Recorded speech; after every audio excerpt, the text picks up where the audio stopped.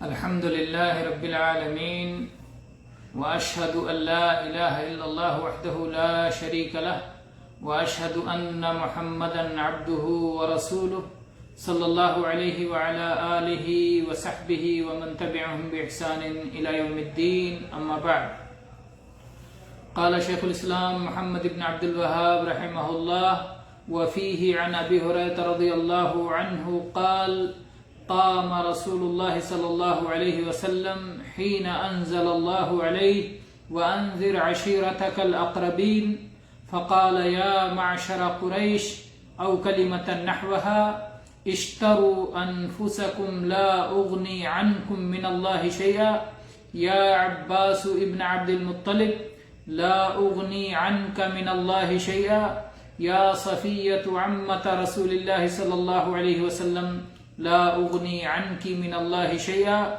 ويا فاطمة بنت محمد سليني من مالي ما شئت لا أغني عنك من الله شيئا.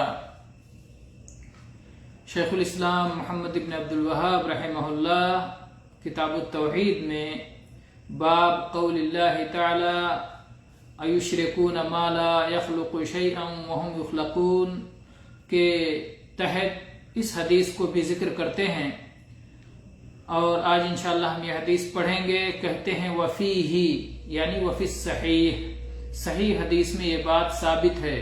تو یہ صحیح بخاری میں 2753 نمبر پر اور صحیح مسلم میں 206 نمبر پر یہ حدیث آئی ہے. ابو ہریرہ رضی اللہ عنہ اس کے راوی ہیں.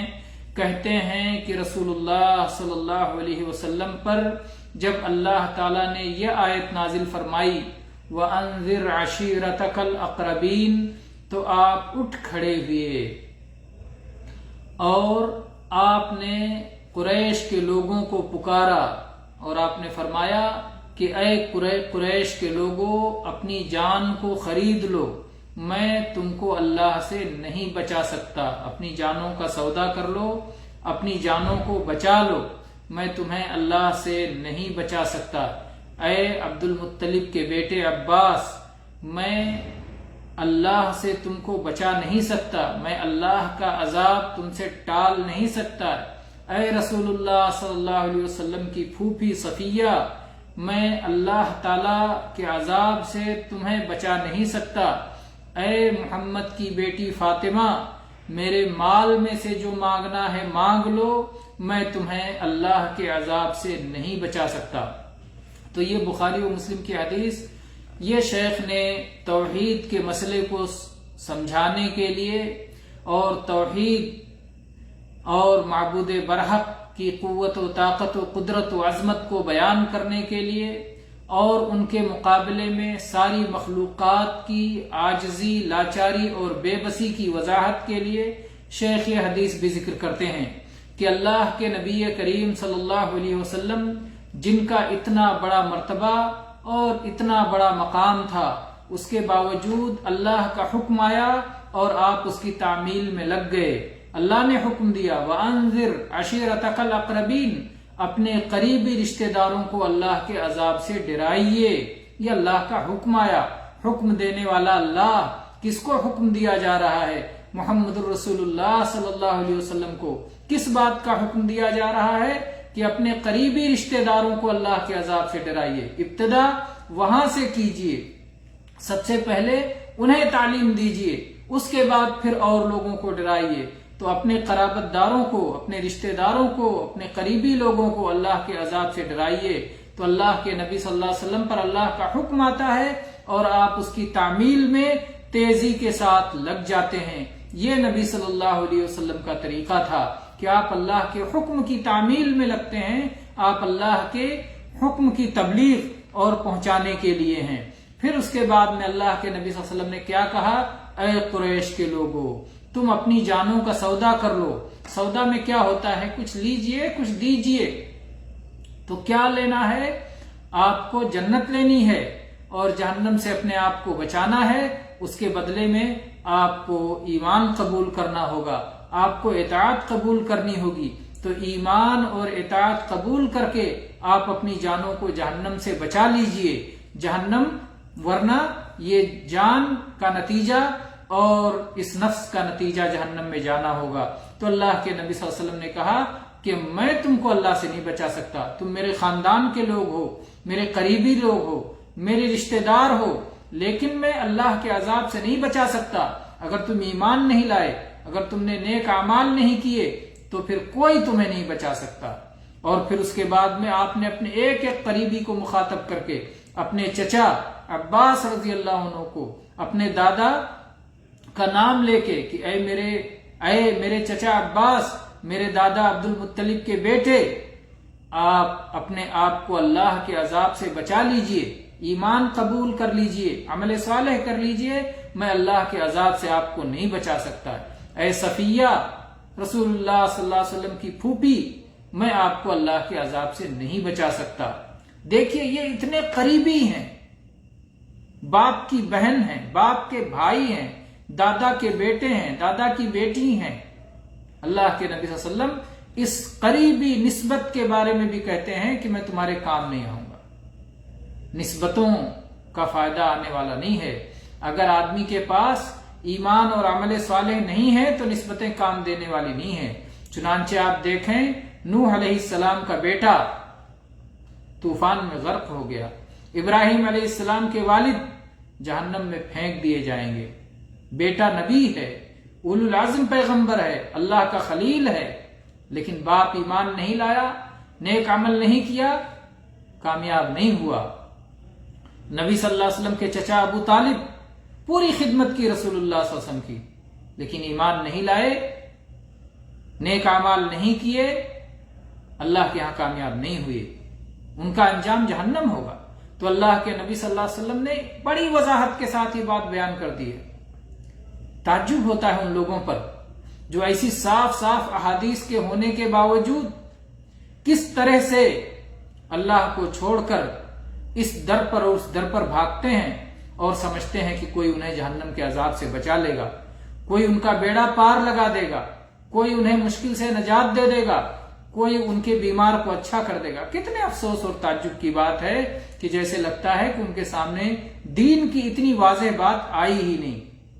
پھر اللہ کے نبی صلی اللہ علیہ وسلم نے اپنی بیٹی، اپنے لخت جگر، اپنے نور نظر فاطمہ رضی اللہ عنہا کو مخاطب کر کے فرمایا کہ بیٹی میرے مال میں سے کچھ مانگنا ہے تو مانگ لو، یہ دنیا کی وہ چیز ہے جس پہ میری قدرت ہے، میں تمہیں اپنا مال دے سکتا ہوں، لیکن جس چیز کی میرے پاس قدرت نہیں ہے میں اللہ کی جنت اپنی مرضی سے نہیں دے سکتا، میں جہنم سے کسی کو نہیں بچا سکتا۔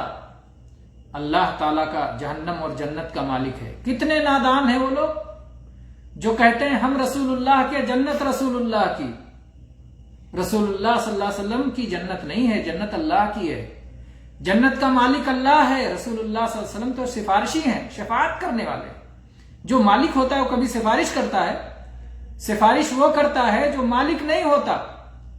آپ ابواب الشفاعہ پڑھ لیں، نبی صلی اللہ علیہ وسلم سفارشی ہیں، شفاعت المذنبین، گنہگاروں کے سفارشی، یہ آپ کے القاب میں سے ایک لقب ہے۔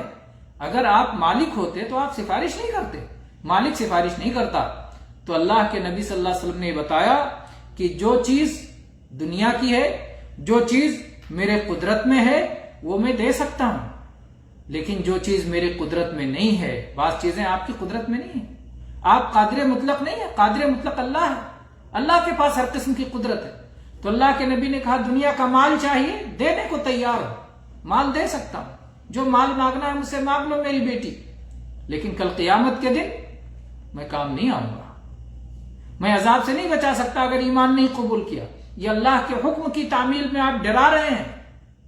آپ وہ حدیث بھی یاد کیجئے کہ فاطمہ رضی اللہ عنہا نبی کریم صلی اللہ علیہ وسلم کی خدمت میں غلام طلب کرنے آئیں کہ محنت کر کے چکی سے آٹا پیستے پیستے ہاتھ میں نشان پڑ چکا ہے، اے اللہ کے نبی خادم دے دیجئے، مددگار ہو جائے، کچھ گھر کے کام کاج سنبھال لے۔